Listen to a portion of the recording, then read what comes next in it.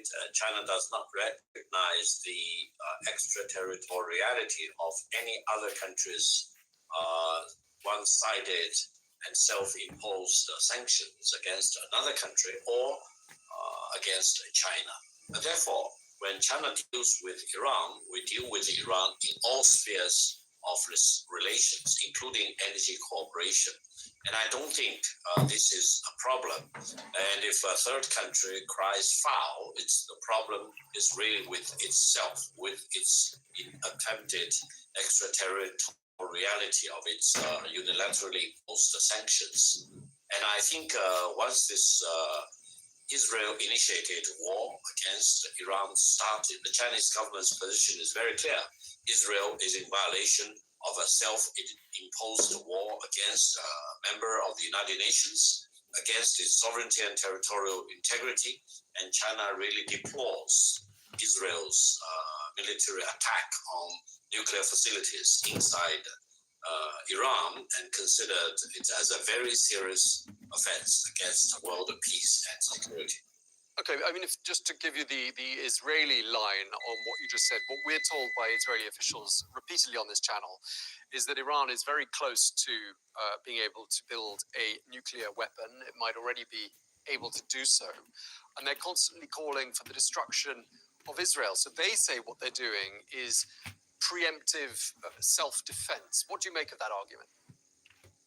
It is of high hypocrisy for a country like Israel, which violated international convention in possessing nuclear weapon to start with.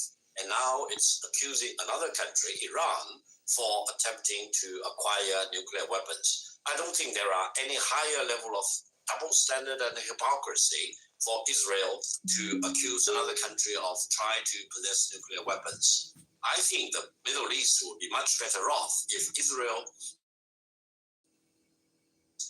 arms itself with nuclear weapons, and no other country will want to possess nuclear weapons. That will probably create a better level playground for all the countries involved in the Middle East. For Israel to possess nuclear weapons and to constantly threaten other countries with nuclear attack is really a very serious problem. And I think the international community really need to join together to put an end to such blatant violation of peace and security, not only in the Middle East, but in the world at large. 4 common business gaps that I see in business owners. Number 1, low margins. Number 2, slow payments. Large. We've heard from the president of China, President Xi Jinping, saying on Tuesday that China is, quote, deeply worried about Israel's military operation against Iran. Where do you think you and the president of China see things heading to? Why the worry? How dangerous could this situation be? Well, as a general point, China is always worried if a war breaks out. And this time, this war is a complete surprise attack launched by Israel against a sovereign and independent country like Iran. And the fact that this surprise attack took place when the United States and Iran are still engaged in discussions about how to end this nuclear problem is particularly surprising. It's, in my best judgment, it's like the Japanese surprise attack on Pearl Harbor in the Second World War.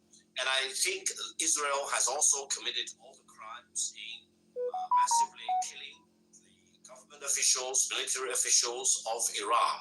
And no country should tolerate any other country like Israel to commit such massive amount of assassinations before a formal declaration of war against Iran, for example. So I think the Chinese president is legitimately worried about the scale of the attack, the potential loss of life, as well as the potential escalation of this situation, because you never know how this situation may evolve eventually, whether it will get out of control, whether it will escalate from conventional war to nuclear war, for example, or whether, ironically, it will force Iran to really develop a nuclear weapon.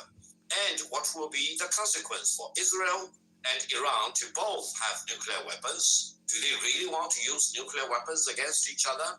What will be the consequence for peace and security in the Middle East and in the world at large? Therefore, it is time to call on Prime Minister Netanyahu, stop all the craziness. He probably wants to save his political skin rather than really serving the fundamental interest of the people in Israel to launch such unilateral, self-imposed surprise attack on a big country, a great country like Iran. Dr. Gao, on Tuesday, China accused the US President Trump of pouring oil on the conflict there between Iran and Israel. Why and how does Beijing see the United States making things worse with regards to this situation? Well, I think evidence points out to a joint operation by the United States and Israel against the country of Iran. They probably have a division of work. The United States was not very much involved on the surface of the situation, but no one should be surprised if the United States highly coordinates its information gathering, etc., with Israel. And the fact that Israel has kept saying that the United States is involved from the very beginning of the war, etc., illustrates the level of cooperation and collaboration between the United States and Israel against Iran. And the United States still keeps saying that they are not involved, but then they need to come up with a proof that they are not involved. And not being involved is not sufficient. And the United States really need to pull all their levers to force Israel to stop this war against Iran, and also to stop Israel from misusing the United States.